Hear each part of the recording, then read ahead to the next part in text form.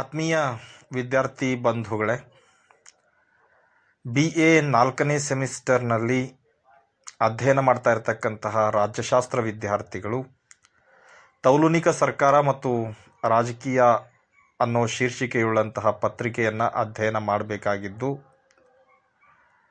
ಈ ಪತ್ರಿಕೆಯ ಮೊದಲನೇ ಅಧ್ಯಾಯ ತೌಲನಿಕ ಸರ್ಕಾರ ಮತ್ತು ರಾಜಕೀಯದ ಅರ್ಥ, ವ್ಯಾಪ್ತಿ ಮತ್ತು ಮಹತ್ವ ಅನ್ನೋ ಅಧ್ಯಾಯದಲ್ಲಿ ಇವತ್ತು ಈ ಅವಧಿನಲ್ಲಿ ತೌಲನಿಕ ಸರ್ಕಾರ ಮತ್ತು ರಾಜಕೀಯದ ಮಹತ್ವವನ್ನು ಕುರಿತಂತೆ ಕೆಲ ವಿಚಾರಗಳನ್ನು ಚರ್ಚೆ ಮಾಡೋಣ. ಈಗಾಗಲೇ ಕಳೆದ ಅವಧಿಗಳಲ್ಲಿ ತಾವೆಲ್ಲ ತಿಳಿದುಕೊಂಡ ಹಾಗೆ ದೇಶಗಳ ನಡುವಿನ ಒಂದು ಸರ್ಕಾರಿ ವ್ಯವಸ್ಥೆ ಇರ್ಬೋದು ಅಥವಾ ಸಂವಿಧಾನಗಳಿರ್ಬೋದು, ರಾಜಕೀಯ ಚಟುವಟಿಕೆಗಳು, ರಾಜಕೀಯ ವ್ಯವಹಾರಗಳನ್ನು ಹೋಲಿಕೆ ಮಾಡೋದ್ರ ಮೂಲಕ ಉತ್ತಮವಾದಂತಹ ಸರ್ಕಾರಿ ವ್ಯವಸ್ಥೆ ಅಥವಾ ಸಂವಿಧಾನ ಅಥವಾ ರಾಜಕೀಯ ವರ್ತನೆ ಇವುಗಳನ್ನು ಕಂಡುಕೊಳ್ತಕ್ಕಂತಹ ಗುರಿಯೊಂದಿಗೆ ಅಧ್ಯಯನಕ್ಕೆ ತೊಡಗತಕ್ಕಂಥದ್ದು ತೌಲನಿಕ ಸರ್ಕಾರ ಮತ್ತು ರಾಜಕೀಯ ಅಂಥೇಳಿ ಗುರುತಿಸ್ಕೊಂಡಿದೆ. ಪ್ರಾಚೀನ ಕಾಲದಿಂದಲೂ ಅಸ್ತಿತ್ವದಲ್ಲಿರ್ತಕ್ಕಂತಹ ತೌಲನಿಕ ಅಥವಾ ಹೋಲಿಕಾ ಅಧ್ಯಯನ ವಿಧಾನ ಅಥವಾ ವಿಷಯ ಆಧುನಿಕ ಕಾಲದ ಆರಂಭದೊಂದಿಗೆ ತನ್ನ ಒಂದು ಮಹತ್ವವನ್ನು ಹೆಚ್ಚಿಸ್ಕೊಳ್ತಕ್ಕಂತಹ ಕೆಲಸ ಮಾಡ್ತಾ ಬಂದಿರೋದು ತಮಗೆ ಗೊತ್ತಿರೋ ವಿಚಾರ. ಇವತ್ತು ರಾಜ್ಯಶಾಸ್ತ್ರದ ವಿವಿಧ ಶಾಖೆಗಳಲ್ಲಿ, ಇವತ್ತು ರಾಜ್ಯಶಾಸ್ತ್ರದಲ್ಲಿ ಅಂತಾರಾಷ್ಟ್ರೀಯ ಸಂಬಂಧಗಳು, ಅಂತಾರಾಷ್ಟ್ರೀಯ ಸಂಘಟನೆಗಳು, ಸಾರ್ವಜನಿಕ ಆಡಳಿತ, ಈ ರೀತಿ ಬೇರೆ ಬೇರೆ ಶಾಖೆಗಳೇನಿದ್ದಾವೆ, ಆ ಶಾಖೆಗಳ ಪೈಕಿ ಹೋಲಿಕಾ ಸರ್ಕಾರ ಮತ್ತು ರಾಜಕೀಯ ಅನ್ನೋದು ಕೂಡ ಒಂದಾಗಿ ಇವತ್ತು ಪರಿಗಣಿಸಲ್ಪಟ್ಟಿದೆ ಅಂತಕ್ಕಂಥದ್ದು. ಈ ಹಿನ್ನೆಲೆಯಲ್ಲಿ ಪ್ರಾಚೀನ ಕಾಲದಿಂದಲೂ ಇವತ್ತಿನವರೆಗೆ ರಾಜ್ಯಶಾಸ್ತ್ರದಲ್ಲಿ ತನ್ನದೇ ಆದಂತಹ ಪ್ರಾಮುಖ್ಯತೆಯನ್ನು ಪಡೆದುಕೊಂಡು ಬಂದಿರತಕ್ಕಂತಹ ಈ ತೌಲನಿಕ ಅಧ್ಯಯನ ವಿಧಾನ ಅಥವಾ ತೌಲನಿಕ ಸರ್ಕಾರ ಮತ್ತು ರಾಜಕೀಯ ಅನ್ನೋ ವಿಷಯ ಏನಿದೆ, ಆ ಒಂದು ಅಧ್ಯಯನ ಶಾಖೆ ಏನಿದೆ, ಇದರ ಮಹತ್ವದ ಮೇಲೆ ನಾವು ಒಂದಿಷ್ಟು ಬೆಳಕನ್ನು ಚೆಲ್ಲೋದಾದರೆ, ಮೊದಲನೇ ಅಂಶ ನಾವು ಗಮನಿಸಬೇಕು. ಮೊದಲನೇ ಪಾಯಿಂಟು ಅಂತ ತಾವೇನು ಹೇಳ್ತೀರಿ? ಮೊದಲನೇ ಅಂಶ ಮಾನವನ ಸ್ವಭಾವಕ್ಕೆ ಪೂರಕವಾದದ್ದು ಅಂತಕ್ಕಂಥದ್ದು. ಮಾನವ ಸ್ವಭಾವಕ್ಕೆ ಪೂರಕವಾಗೋದ್ರ ಮೂಲಕ ತನ್ನ ಪ್ರಾಮುಖ್ಯತೆಯನ್ನು ಇವತ್ತು ಹೋಲಿಕಾ ಸರ್ಕಾರ ಮತ್ತು ರಾಜಕೀಯ ಉಳಿಸ್ಕೊಂಡಿದೆ ಅಂತಕ್ಕಂಥದ್ದನ್ನು ನಾವು ಗಮನಿಸಬೇಕು.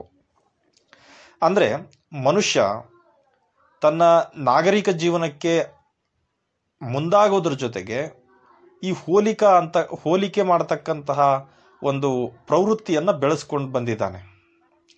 ಅದು ತನ್ನ ದೈಹಿಕ ರಚನೆ ಇರಬಹುದು, ತನ್ನ ಆರ್ಥಿಕ ಸ್ಥಿತಿಗತಿಗಳಿರ್ಬೋದು, ಅಥವಾ ಬೇರೆ ಬೇರೆ ವಿಚಾರದಲ್ಲಿ ಹೋಲಿಕೆ ಮಾಡ್ಕೊಳ್ತಕ್ಕಂಥದ್ದು ಪರಸ್ಪರ ಮಾನವನ ಸಹಜ ಸ್ವಭಾವವಾಗಿ ಬೆಳೆದುಕೊಂಡು ಬಂದಿದೆ. ಮುಂದೆ ಮನುಷ್ಯ ರಾಜಕೀಯ ಚಟುವಟಿಕೆಗಳನ್ನು, ರಾಜಕೀಯ ಸಂಸ್ಥೆಗಳನ್ನು, ರಾಜಕೀಯ ವರ್ತನೆಗಳನ್ನು ಹೋಲಿಕಾ ವಿಧಾನವನ್ನು ಬಳಸಿ ಅಧ್ಯಯನ ಮಾಡ್ತಕ್ಕಂಥದ್ರ ಮೂಲಕ ಆತನ ಸ್ವಭಾವವನ್ನು ಬಲವರ್ಧನೆಗೊಳಿಸ್ತಕ್ಕಂತಹ ಮಾನವನ ಸಹಜ ಸ್ವಭಾವ ಏನಿತ್ತು ಹೋಲಿಕೆ ಮಾಡತಕ್ಕಂಥದ್ದು, ಅದನ್ನು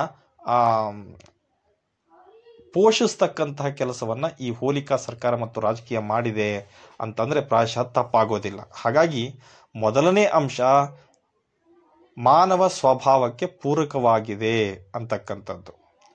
ಇನ್ನು ಎರಡನೇ ಅಂಶವನ್ನು ನಾವು ಗಮನಿಸೋದಾದರೆ ರಾಜಕೀಯ ದೋಷಗಳ ನಿವಾರಣೆ ಅಂತಕ್ಕಂಥದ್ದು. ಇವತ್ತು ಹೋಲಿಕಾ ಸರ್ಕಾರ ಮತ್ತು ರಾಜಕೀಯದ ಅಡಿಯಲ್ಲಿ ನಾವು ಜಗತ್ತಿನ ಬೇರೆ ಬೇರೆ ದೇಶಗಳ ಅಸ್ತಿತ್ವದಲ್ಲಿರ್ತಕ್ಕಂತಹ ಸರ್ಕಾರದ ಮಾದರಿಗಳನ್ನು, ಅಳವಡಿಸ್ಕೊಂಡಿರ್ತಕ್ಕಂತಹ ಸಂವಿಧಾನಗಳನ್ನು ಅಥವಾ ಜನರು ಹೊಂದಿರತಕ್ಕಂತಹ ರಾಜಕೀಯ ಸಂಸ್ಕೃತಿಗಳನ್ನು ತುಲನೆ ಮಾಡಿ, ಹೋಲಿಕೆ ಮಾಡಿ ಅಧ್ಯಯನ ಮಾಡ್ತಾ ಇರೋದ್ರಿಂದ ನಮ್ಮ ದೇಶದಲ್ಲಿ ಇರ್ತಕ್ಕಂತಹ ರಾಜಕೀಯವಾದಂತಹ ದೋಷಗಳೇನಿದ್ದಾವೆ ಅವುಗಳನ್ನು ಸರಿಪಡಿಸ್ಕೊಳ್ಳೋದಿಕ್ಕೆ ಸಾಧ್ಯ ಆಗತ್ತೆ. ಉದಾಹರಣೆಗೆ, ಪ್ರಜಾಪ್ರಭುತ್ವ ರಾಷ್ಟ್ರಗಳಾದಂತಹ ಅಮೆರಿಕ ಮತ್ತು ಭಾರತದ ಮತದಾರರನ್ನು ನಾವು ತುಲನೆ ಮಾಡಿ ಅಧ್ಯಯನ ಮಾಡೋಕ್ಕೆ ಮುಂದಾದಾಗ, ಚುನಾವಣೆಯಲ್ಲಿ ಸಮರ್ಥರನ್ನು ಆಯ್ಕೆ ಮಾಡುವಲ್ಲಿ ಅಮೆರಿಕನ್ ಪ್ರಜೆಗಳು ಯಶಸ್ವಿಯಾದರೆ ಭಾರತೀಯ ಪ್ರಜೆಗಳು ಯಾಕೆ ಯಶಸ್ವಿ ಆಗ್ತಾ ಇಲ್ಲ ಅನ್ನೋದನ್ನು ಹೋಲಿಕೆ ಮಾಡಿದಾಗ, ಪ್ರಾಮಾಣಿಕವಾಗಿ ಮತದಾನವನ್ನು ಮಾಡೋದ್ರ ಮೂಲಕ ಸಮರ್ಥ ನಾಯಕರನ್ನು ಅಮೆರಿಕನ್ ಪ್ರಜೆಗಳು ಆಯ್ಕೆ ಮಾಡ್ಕೊಳ್ತಾರೆ. ಭಾರತದಲ್ಲಿ ಮತದಾರರು ಬೇರೆ ಬೇರೆ ಆಮಿಷಗಳಿಗೆ ಒಳಗಾಗಿ ಸಮರ್ಥ ನಾಯಕರು ಚುನಾವಣೆಯಲ್ಲಿ ಜಯಶಾಲಿ ಆಗೋದಕ್ಕೆ ಅಡ್ಡಿಯಾಗಿದ್ದಾರೆ ಅಂತಕ್ಕಂಥ ಅಂಶ ನಮಗೆ ತಿಳಿದು ಬರ್ತದೆ. ಆ ದೋಷವನ್ನು ಸರಿಪಡಿಸ್ಕೊಳ್ಳೋದಕ್ಕೆ ಒಂದು ಅವಕಾಶ ಈ ತೌಲನಿಕ ಸರ್ಕಾರ ಮತ್ತು ರಾಜಕೀಯದ ಮೂಲಕ ಅಮೆರಿಕ ಮತ್ತು ಭಾರತದ ಮತದಾರರನ್ನು ಅಧ್ಯಯನ ಮಾಡಿದಾಗ ನಮಗೆ ಗೊತ್ತಾಗತ್ತೆ.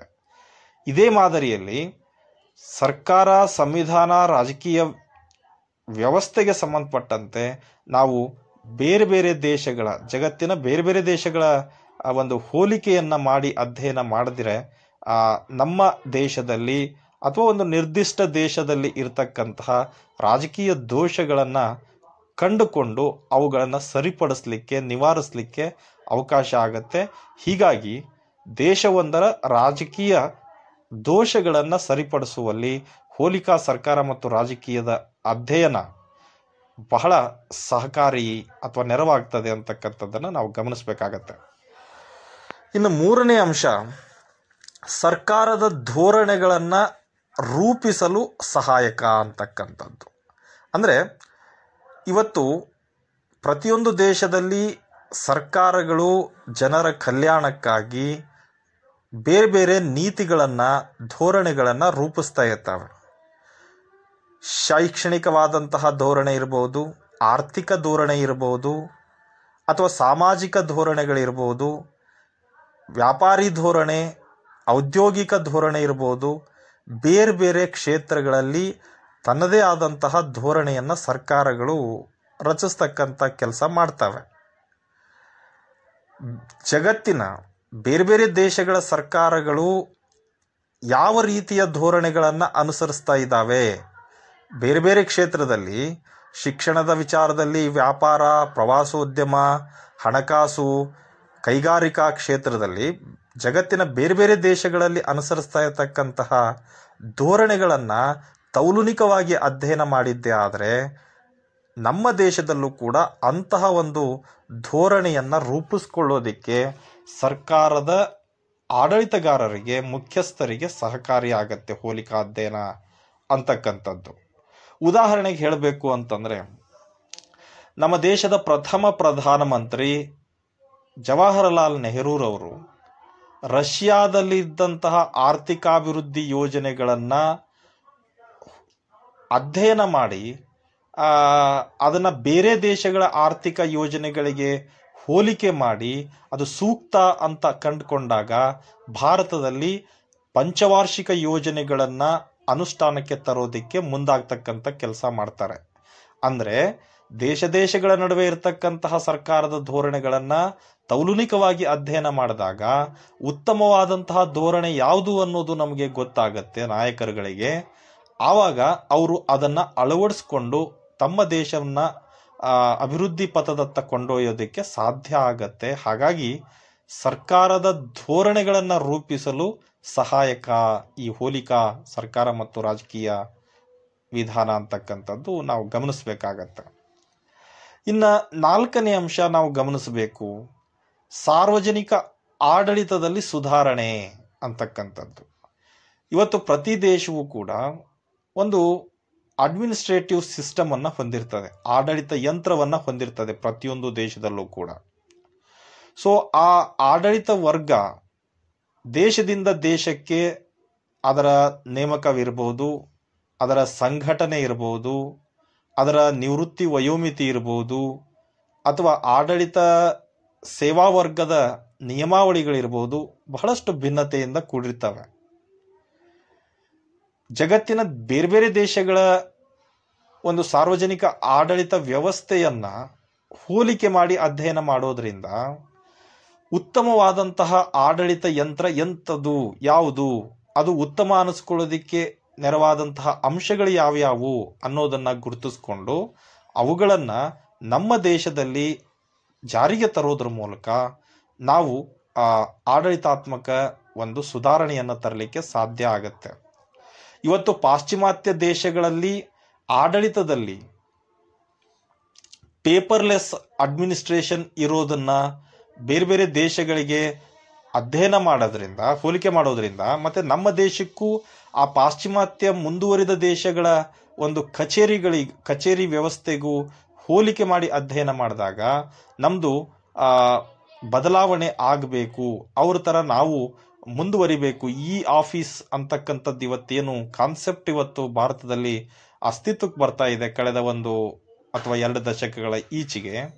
ಅಂದರೆ ಪೇಪರ್ಲೆಸ್ ಕಚೇರಿಗಳು, ಯಾವುದೇ ಪತ್ರ ವ್ಯವಹಾರಗಳು ಕೂಡ ಇಮೇಲ್ ಮೂಲಕ ಅಥವಾ ಈ ಅಂತರ್ಜಾಲದ ಮೂಲಕವೇ ಎಲ್ಲ ವ್ಯವಹಾರಗಳು, ಕಚೇರಿ ವ್ಯವಹಾರಗಳು ನಡೀತಕ್ಕಂಥದ್ದನ್ನು ನಾವು ಇ ಆಫೀಸ್ ಅಂತ ಕರಿತೇವೆ.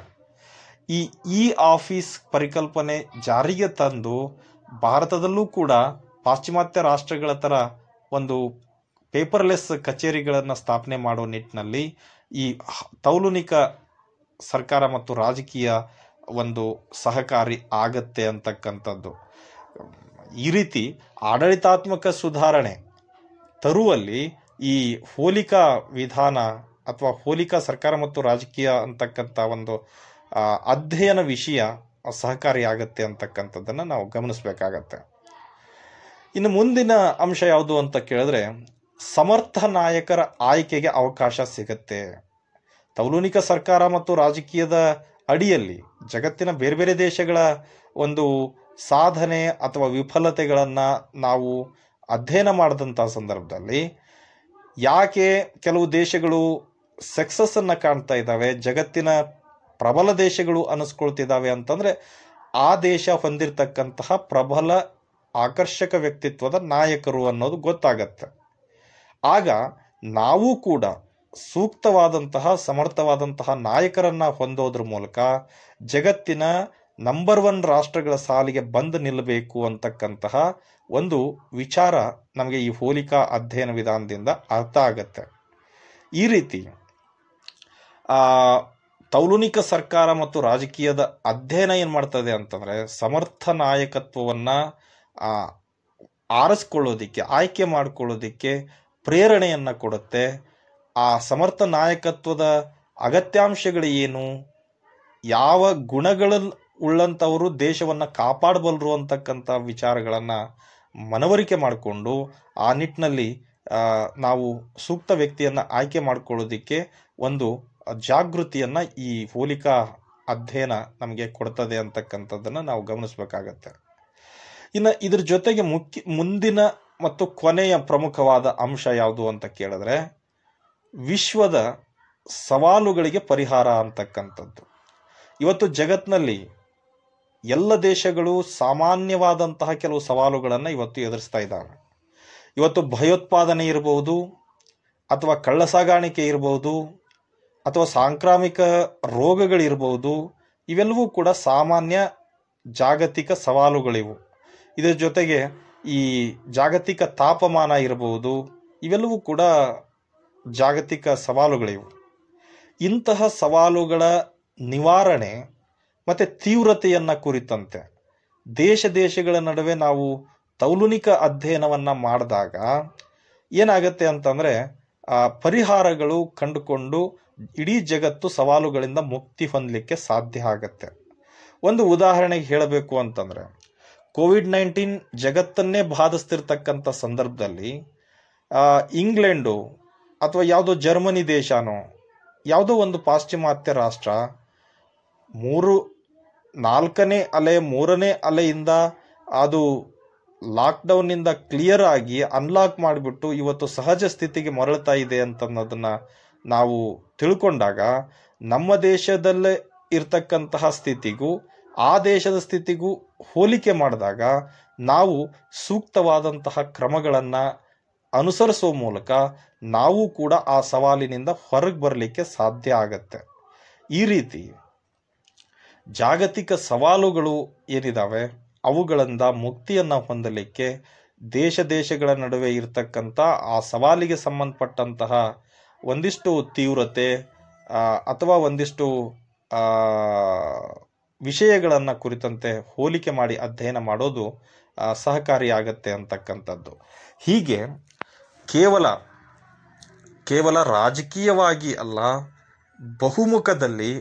ಬಹುಮುಖಿಯಾಗಿ ವೈವಿಧ್ಯಮಯವಾದ ಕ್ಷೇತ್ರದಲ್ಲಿ ನಾವು ಈ ತೌಲನಿಕ ಸರ್ಕಾರ ಮತ್ತು ರಾಜಕೀಯ ಅಧ್ಯಯನ ವಿಷಯದಿಂದ ಅಥವಾ ತೌಲನಿಕ ವಿಧಾನದ ಮೂಲಕ ನಾವು ಸಾಕಷ್ಟು ಅನುಕೂಲಗಳನ್ನು ಪ್ರಯೋಜನಗಳನ್ನು ಪಡ್ಕೊಳ್ಳೋದಕ್ಕೆ ಸಾಧ್ಯ ಇದೆ.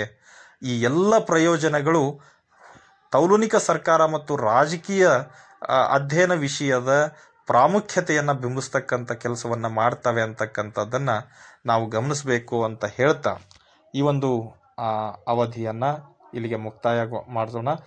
ಇದೇ ಈ ಅಧ್ಯಾಯದ ಕೊನೆಯ ಒಂದು ಸಬ್ ಟೈಟಲ್ ಆಗಿರೋದ್ರಿಂದ ಈ ಒಂದು ಅಧ್ಯಾಯದಲ್ಲಿ ಇದುವರೆಗೆ ತೌಲನಿಕ ಸರ್ಕಾರ ಮತ್ತು ರಾಜಕೀಯದ ಹಿನ್ನೆಲೆ ಅಂದರೆ ಬೆಳವಣಿಗೆ ಹೇಗಾಯಿತು, ಅದರ ಅರ್ಥ, ವ್ಯಾಖ್ಯೆ, ಸ್ವರೂಪ, ವ್ಯಾಪ್ತಿ ಮತ್ತು ಮಹತ್ವವನ್ನು ಸಂಕ್ಷಿಪ್ತವಾಗಿ ಕಳೆದ ಅವಧಿಗಳಲ್ಲಿ ನಾವು ಚರ್ಚೆ ಮಾಡಿದ್ದೇವೆ. ಮೊದಲನೇ ಅಧ್ಯಾಯಕ್ಕೆ ಸಂಬಂಧಪಟ್ಟಂತಹ ಕೊನೆಯ ಅವಧಿ ಇದಾಗಿತ್ತು ಅಂತಕ್ಕಂಥದ್ದನ್ನು ತಮಗೆ ತಿಳಿಸ್ತಾ ಈ ಒಂದು ಅವಧಿಯನ್ನು ಮುಕ್ತಾಯಗೊಳಿಸ್ತೇನೆ. ಧನ್ಯವಾದ. Phone notification. Missed messages 34.